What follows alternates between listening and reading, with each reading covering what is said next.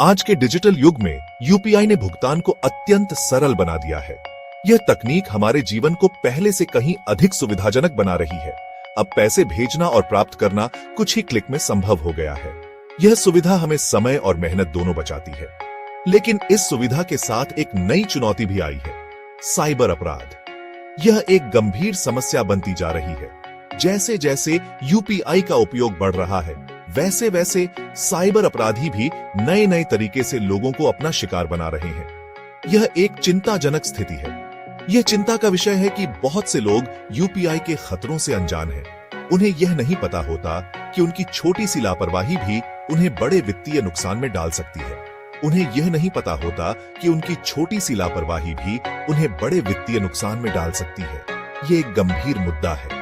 Cyber अपराधी लगातार नई नई तकनीकों का इस्तेमाल कर रहे हैं, जिससे लोगों को उनके जाल में फंसाना आसान हो गया है। यह एक निरंतर बढ़ती हुई चुनौती है। हमें यह समझना होगा कि यूपीआई का सुरक्षित उपयोग हमारी जिम्मेदारी है। हमें सतर्क रहना होगा और सुरक्षा उपायों का पालन करना होगा। इसके लिए हमें जागरूक रहने की जरूरत है, साथ ही कुछ सावधानियां बरतने की भी। यह हमारी सुरक्षा के लिए आवश्यक है। सरकार और अन्य संस्थान भी इस दिशा में काम कर रहे हैं, लेकिन व्यक्तिगत स्तर पर भी हमें सतर्क रहना होगा। यह हमारी सामूहिक जिम्मेदारी है। यूपीआई के माध्यम से साइबर अपराध कई रूप ले सकता है।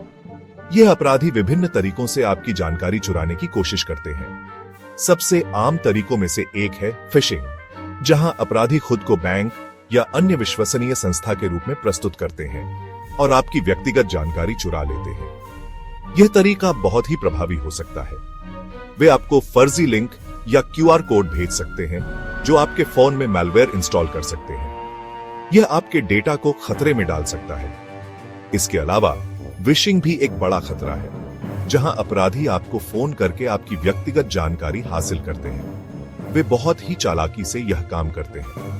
वे खुद को बैंक अधिकारी या पुलिस वाले बताकर आपको डराने की कोशिश करते हैं और तुरंत पैसे ट्रांसफर करने के लिए कहते हैं। यह तरीका बहुत ही खतरनाक हो सकता है। एक और तरीका है सिम स्वैपिंग, जहां अपराधी आपका सिम कार्ड डुप्लीकेट करवा लेते हैं और आपके ओटीपी चुरा लेते हैं। यह आपके बैंक खाते को खतरे में डाल सकता है। इसके बाद वे आपके बैंक खाते तक आसानी से पहुंच सकते हैं और पैसे ट्रांसफर कर सकते हैं। यह बहुत ही गंभीर समस्या है। यह एक बहुत ही गंभीर अपराध है, जिससे बचने के लिए आपको सतर्क रहना होगा। हमेशा सतर्क रहें और अपनी जानकारी सुरक्षित रखें। यूपीआई साइबर अपराध के बढ़ते मामलों के पीछे कई कारण हैं। सबसे बड़ा कारण है लोगों में जागरूकता की कमी और सुरक्षा उपायों की अनदेखी। बहुत से लोग यूपीआई का उपयोग करने के दौरान बुनियादी सुरक्षा सावधानियों का पालन नहीं करते हैं, जैसे कि मजबूत पासवर्ड का उपयोग करना, जिससे वे आसानी से शिकार बन जाते हैं और धोखाधड़ी का सामना करते हैं। इसके अलावा तकनीक का तेजी से विकास भी एक कारण है, जो साइबर अपराध को बढ़ावा देता है।